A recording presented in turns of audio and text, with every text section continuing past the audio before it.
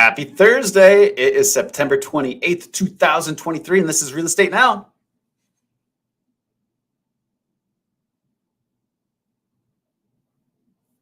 That's nice. Whoops. I love technical.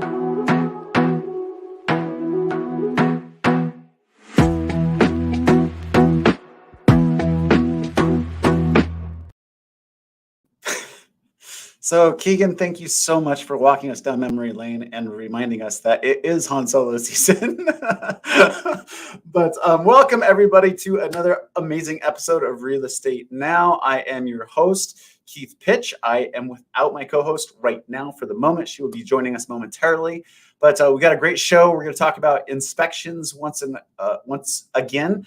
Very popular topic, and it's a really interesting topic of how inspections are leading or lagging indicators for the market. So we're going to talk about that here shortly coming up.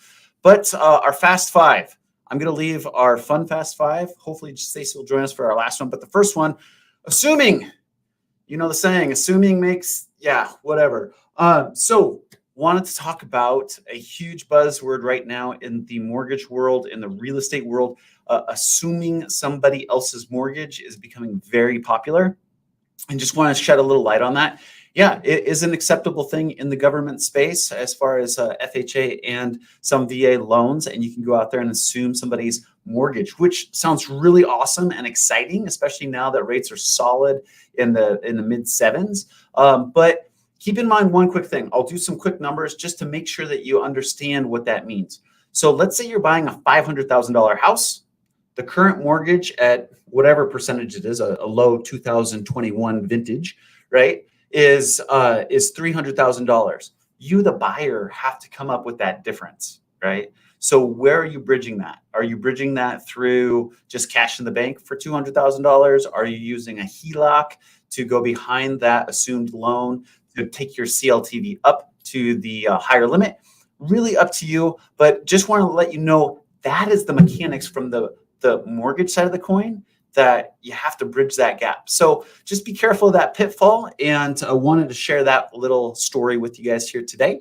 And look who we have joining us on location from her car, sporting her sweater best. What up? Oh, it's just a sweater. I don't wear sweater vests. Sorry. No, sweater best. Oh, sweater vest. Maybe I didn't hit the B hard enough. But hey, you can join us for our second story. Yay. Guess what next week starts, Stacey? Oh, you probably can't see the headline. The headline is don't forget to pay your student loans. Loans, yes. Yeah. So here we've been. An estimation of $400 a month per household that's had these student loans on. Yeah, because things haven't been going up enough already through inflation. Let's just, boosh, here you go. Student debt, here you go. You get to start paying as of October. So we're finally out of that COVID pause. I don't know what you want to call it. It's not forbearance. It was just, So for all of you that have those student loans, get ready to pay next month. It's happening October. That's right around the corner. It's really a good topic, actually, to think about what your blended rate is if you happen to be a homeowner in this situation and you have this coming in and you're worried about making that payment. There are ways to maybe get your payments down even in a higher rate environment. So if you're worried about it, reach out to a professional like Keith or whoever you work with and they can help you. Yeah, absolutely. We love doing debt analysis. We'll actually jump this one into the next one. Look at credit card debt, Stacey. So you get to start paying your student loans. You get to start paying your credit cards now over $1 trillion. Cha-ching! And I don't know off the top of my head, what is the average credit score? What is the average credit card interest rate right now? Over 20%? Yeah, it's over 20%. It's about 23.99%. So a lot of folks are saying, hey, I'm not going to refinance my super low rate because it's super low, but my credit cards are at 23, 24%. There's options to keep that mortgage in place through second mortgages, home equity loans, home equity lines of credit. So keep that first mortgage in place and then tack on a second mortgage. But man, the disposable income right now with the inflation and what we've seen over the past 2 years, is just really starting to manifest itself in everybody's wallets in the form of credit card debt. So it's definitely something to keep an eye on. There will be a critical mass that we get to, and once we get there, it's not going to be pretty. So if you are saddled with a bunch of credit card debt, reach out to me. Let's have a conversation. Conversations are free, and they could put you in a much better position. But let's not do the 2008 thing where we just bury our heads in the sand and not talk about it.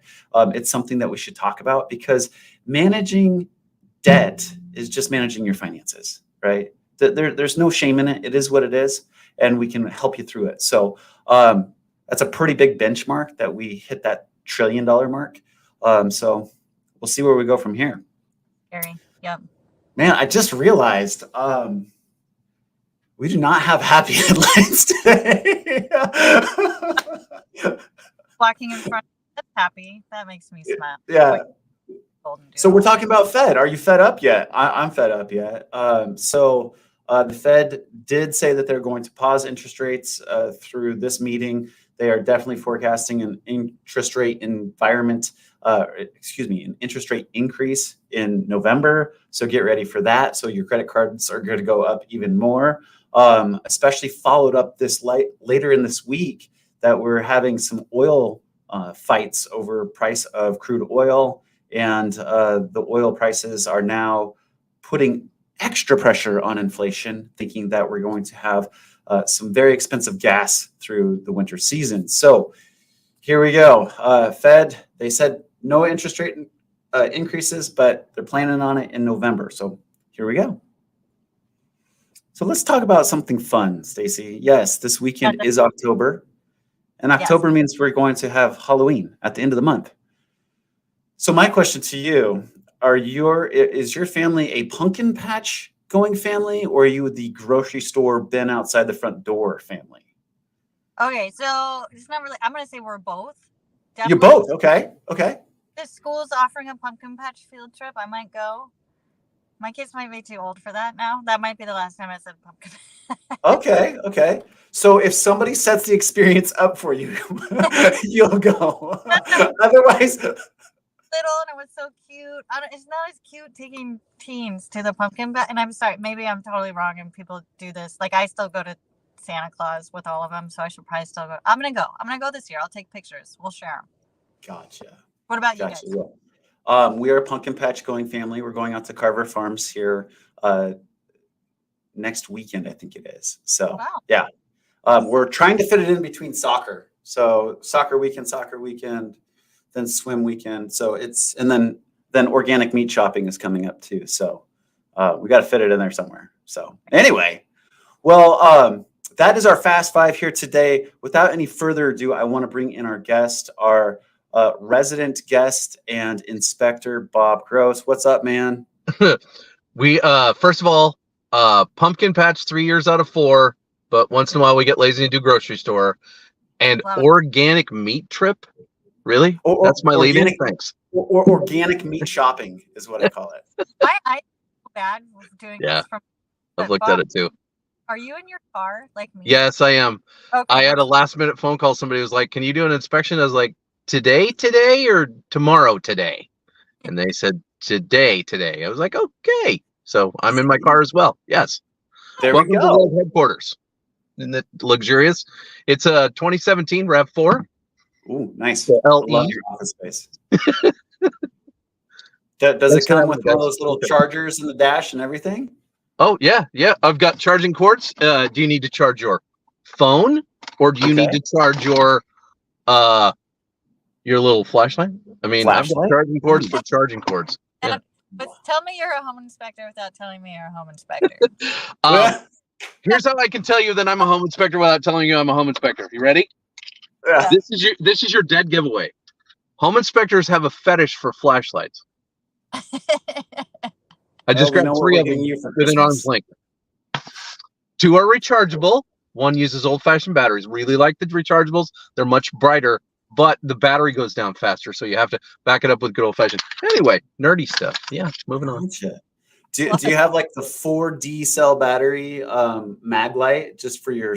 You want to hold for a minute and I can grab it? It's in the back. I'm dead serious, dude. Yes. Do not do this. You will lose. Yeah. Yeah. The cop flashlight, of course. That's the first one you buy. Yeah, that is a personal safety feature. Of course. So, Bob, shed some light on the situation for us, if you would. Just using a pun like I try to do every time I can. Inspectors, I love talking to you and my inspector friends about your guys' workload, because you guys are really a pulse of the industry as far as like our house is still moving. Because guess what? If houses are coming on the market, they're sometimes getting inspected. Right now, if they're being sold, the buyer's inspecting. Are you busy right now? Is the market healthy? I don't know if I should say it out loud in front of other home inspectors, because there's always talk about, are you busy, are you not busy? But I've managed to stay busy through this season, this time of year, because the majority of my business has switched from being a buyer's inspections to listing inspections. Okay. So right now for me, and I can only speak for me as a home inspector, listing agents are king right now. If you're a listing agent, I love what you've done with your hair. Have you lost weight? You look really, really good. I love you so much. It was interesting. It happened around the pandemic, and then it kind of never went away. Before the pandemic, for 7 years, I stood at the end of the driveway with a 40-year-old, somebody between the ages of 30 and 40, and talked to them about the house they were gonna buy. As soon as the pandemic came along, because people didn't want human beings in their house, this rarely used thing called the seller procured inspection, aka the listing inspection, comes along during COVID. So during COVID, I was in people's houses doing listing inspections so that there wouldn't be so much foot traffic through the house, that kind of thing. And then after the pandemic, the listing inspection, because of where inventory is at right now, the listing inspection is here to stay. It comes and it goes in percentages, but I would say, since, I'd have to go back and look at the data, but I can tell you the last 2 years, I've done more listing inspections than I have buyer's inspections. So I've gone from talking to people that are in their 30s and 40s about buying a house to talking to somebody who's in their late 50s, 60s, 70s about they're going to sell their house and move to where, or they're going to cash out their equity and they're going to go live near the grandkids. They're going to move to Phoenix. I just want to remind people moving to Phoenix, it was 104 yesterday, but lots of listing inspections. That essentially just means the home will be inspected still, but the listing pays for it, and then the buyer can choose to use that inspection because it was done, but they're also allowed to get their own if they want a second one. They absolutely are, and I don't know what the percentage is of people that still get an inspection even though they're handed. So you go to look at a house, they already have an inspection done. They hand you that inspection report and say, this is for informational purposes only. You can always get your own inspection. But what it seems to do is it kind of gets the majority of the people over the hump of what conditions the house in.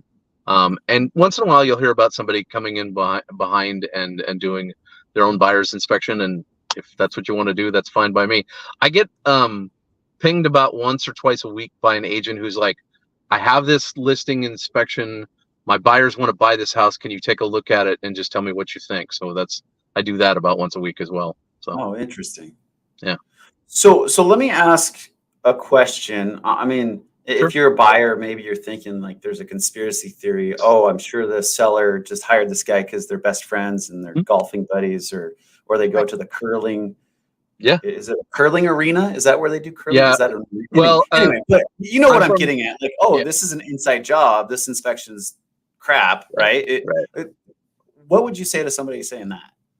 So one of the things that I do, and I can only speak for myself, because this is kind of what I've kind of trained my agents to do. A couple of them is, if they feel uncomfortable, call me and let me know, and then I look the person up and I say, and I'm sorry, but it's just what I do. I can look up a person's license number and see how long they've been an inspector. If there's somebody I've interacted with. I mean, there's a couple of people that have called me and they've been like, hey, there's a home inspection here from so-and-so. And I'm like, he's really solid. He's probably a better home inspector than I am. I would take every word that he said for it. I got called about one the other day, and it happened to be one of the guys who teaches classes to us. And I was like, yeah, that's going to be a solid inspection. As a matter of fact, it's going to have more than enough. And a couple of them I have said to the agent who I'm currently not working with, I say to them, this guy's kind of new, but I looked at the pictures that are in the report. What he's saying about the roof is true. What he's saying about the, HVAC is true. This style of house typically has these 3 or 4 issues. And then most of the time they go forward with it anyway. I've gotten a few inspections out of it, but most of the time people are under a crunch and they need to get the answers quickly, and they just don't have time to turn it around. And even though interest rates are where they are, there still seems to be, in the Seattle market at least, 1 or 2 other offers floating around. So still multi-offer. I feel like people have gotten more used to having that pre-inspection. Like, I feel like it was a conversation more often a couple of years ago where it was like, well, no, like inside job, whatever. They probably didn't say that, but I'm going to get my own. Now I feel like people are just like, I mean, comfortable. Yeah, you can. It's really interesting the way that it went from being something that I hardly ever did to 70-80% of my business during the pandemic. And people were a little distrustful at first, but it seems to be a little more the norm now, and especially when they're set up that way, when they do the listing. I can't speak for the consumer. I can just tell you what happens to me, and that's just kind of what I've been experiencing. That is awesome. Well, just you could also say, because you mentioned like a couple of those inspectors taught classes, Bob, you also taught classes, so you're one of the best too, teaching all this stuff to other people, and we appreciate you doing all these clock hour classes for our agent partners. Well, thank you. I do. You can imagine the reason I do it. Yes, because it's fun to educate people, right? Yes, and also it's a great marketing opportunity for me. It's a really nice way to get in front of people and not be heavy-handed sales. Yes. Yeah, I think education is key, especially in this industry, because there's so many moving parts. And so I still don't understand mortgages, so don't even try. And I got one. They move so much. I mean, I don't even want to fathom how much underwriting has changed since I joined the mortgage industry in '99. But Bob, you also mentioned licensing. Like, we look up other loan officers' licenses. Is your license system public? It is. Well, I assume it's. I have a SAW account, whatever account, with the state of Washington, where I can look up other people's licenses on the licensing board. And the thing that there was one stat I wanted to throw in because I'm a statistics guy. Ooh. Before the pandemic, there were about 2,200 home inspectors that are licensed home inspectors in the state of Washington, and at last check, it's about 1,100. So the same thing that you're seeing in your industry, I know that mortgage loan officers have gone down a few, like half. Up to, and the same thing that happened with real estate agents is exactly happening to home inspectors as well. But yes, I can look up someone's license. I can tell you what day it was listed.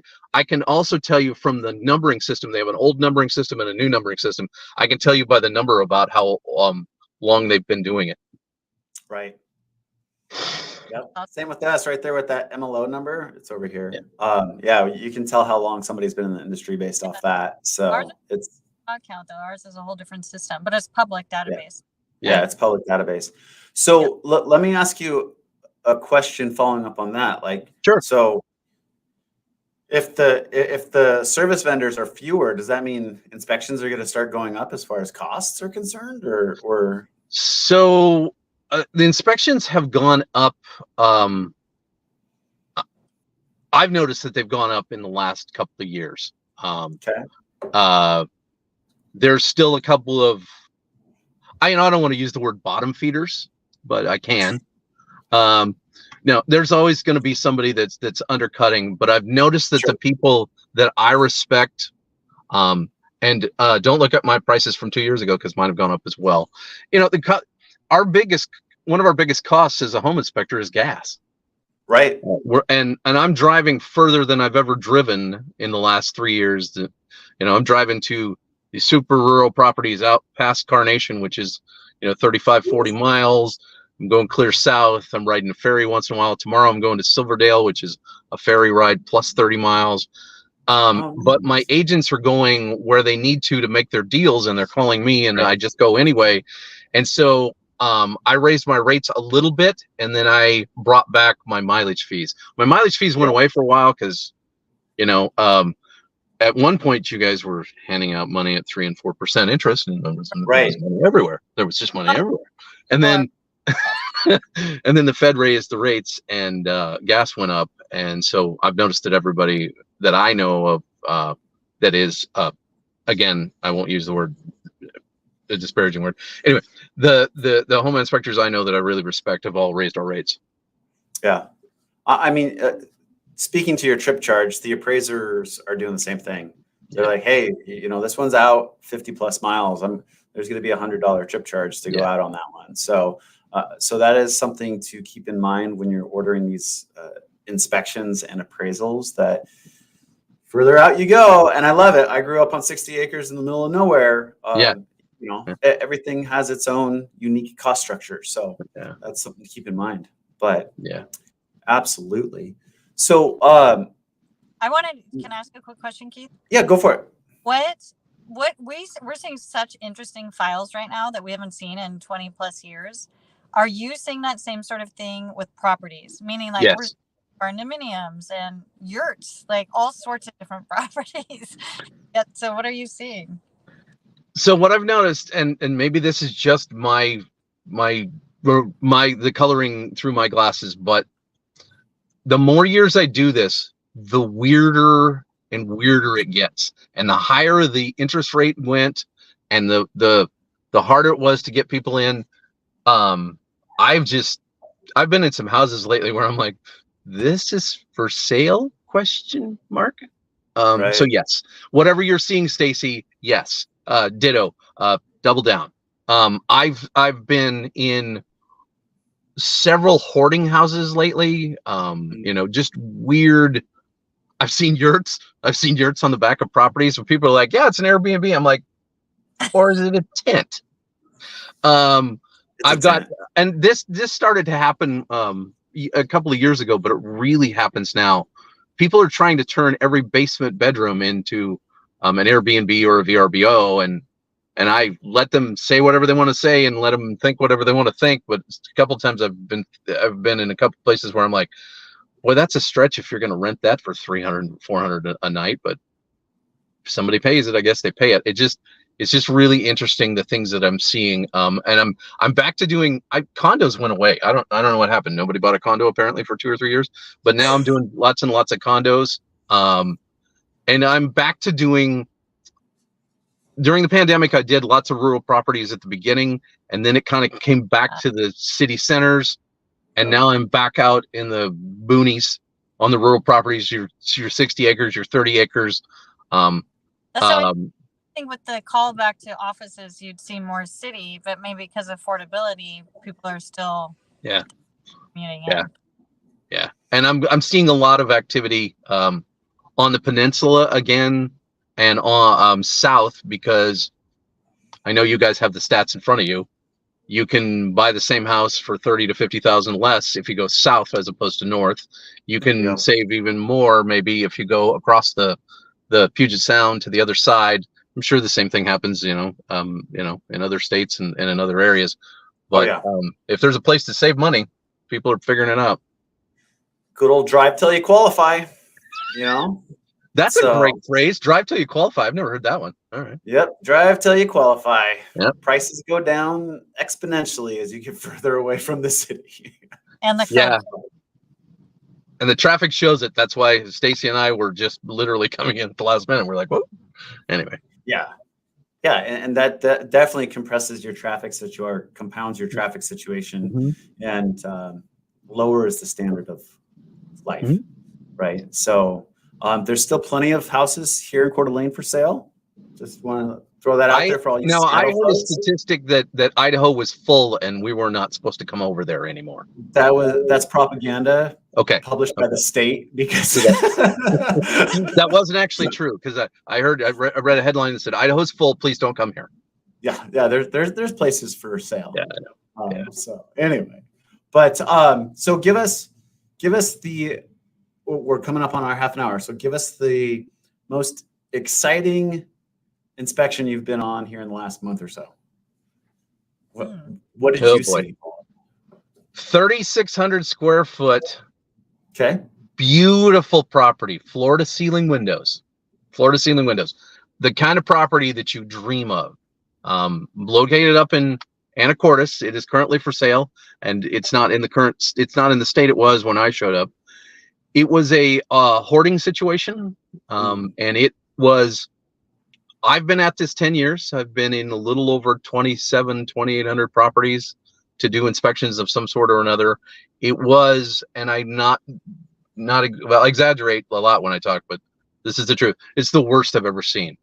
And they had been cleaning for 2 weeks before I got there. And I walked in and said, I'm going to do what I can today, but I'll be back in a week when you get the rest cleaned out. I just had never seen anything like it. Wow. And this house, after they cleaned it, was unbelievably gorgeous. Wow. But the floor to ceiling windows you couldn't see the sound, the Puget Sound through the windows, because they were completely covered with boxes and stuff. Wow. And I realize that it's an ailment, but I had never seen one like that. And I'd also never seen one that dramatically turned around. And I can't really post pictures because it's the current transaction. And I don't really want to post pictures because I don't want to embarrass anybody. But it's one of the most remarkable transformations I've ever seen between 1 week and the next week. The cleaning lady was there for 4 days. And all I can tell you is, if you get into a situation where you have that dirty of a house, don't let the cleaning lady talk you into hourly. Figure out what the cleaning lady's day rate is. Right. I'm not mad at her at all, but she's charging by the hour, and she did right by charging by the hour and not by the day. The cleaning lady that week did very well. She probably bought margaritas for everyone. Woo! Yeah. I just did a clock hour class for HECM, so reverse mortgages, and we learned that if someone's having an issue with an appraisal because of hoarding, that people get a reverse mortgage and be fine. So just something to throw out there. Okay. Wow. I never thought about a reverse mortgage, but yeah. This gentleman's wife had died, and he just needed to get out and get the money out of his house. And it just, I have watched that show on television before, the hoarding show, and I had never seen one live. Oh my God. Yes. It was something. Well, we are wrapping up, but we also have Bob. We'll put it in the chat when the show's over, maybe, because we're still getting a few details for a few of the classes. But the goal is to have Bob teaching, I think, over 5 clock hour classes to your agents. Bob, you don't know this. There's more coming. You don't know this. All different. They're all different. He does it like a 3-part series. They're all great. They're all worth it. And we're going to have them between the South Sound and Bellevue. So if you're interested in that, we will post it for you. Thanks for having me, guys. I appreciate it. Yes, absolutely. Thank you, Bob. Great to see you. Wait out in the background for just a second. What's that? Just drop to the background, but don't hang up. Yeah, hang out. Okay. Hang out in the green room, would you? Hold on 1 second. We got some deets to go over. Right on. Well, there you go. There you have it. Market sounds good. The prices of everything are going up. Same with mortgages, inspections, appraisals, all that good stuff. But thank you, Bob, for joining us. All you Realtor friends out there, yes, definitely join Bob at one of his Lunch and Learn CE courses that he's got coming up. Awesome information for how to work through inspections, what goes into an inspection, all that good stuff. And Stacy, we've got our next show, which is at the end of the month, end of October, excuse me. We have Renee Rodriguez joining us, and super excited for that show. So everybody enjoy your transition into fall, and we'll catch you at the end of October. Have a good one. See ya.